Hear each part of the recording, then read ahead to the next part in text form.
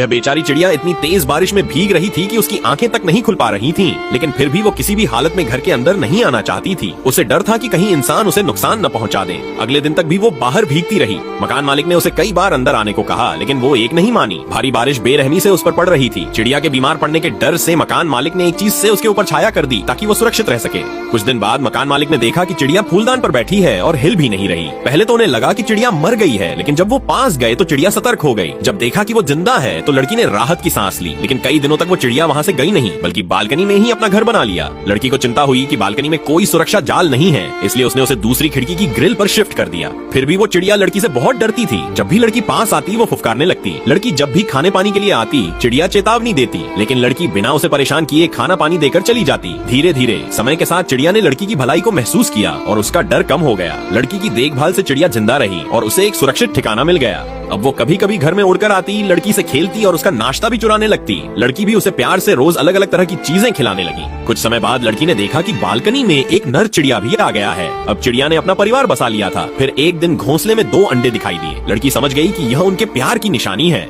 अब चिड़िया लड़की पर पूरी तरह से भरोसा करने लगी थी। उसकी आंखों में अब सिर्फ अपनापन और कृतज्ञता थी। लड़की ने उनके लिए खास ब्रेड के कीड़े भी ला कर दिए। चिड़िया के जोड़े ने आपस में काम बांट लिया। मादा अंडों पर बैठती और नर खाने की तलाश में बाहर जाता। लड़की और चिड़ियों की मदद से जल्द ही उन अंडों से बच्चे निकल आए। माँ चिड़िया अपने बच्चों को बहुत प्यार करती थी, इसलिए जब लड़की खाना देने आती तो वो गुस्से में आ जाती। लड़की फिर मौका देखकर ही बच्चों को छूती। देख रेख और प्यार में बच्चे बहुत तेजी से बड़े हुए। लड़की ने अपनी बिल्ली से भी उनका परिचय करवाया ताकि भविष्य में सब अच्छे दोस्त बन सकें।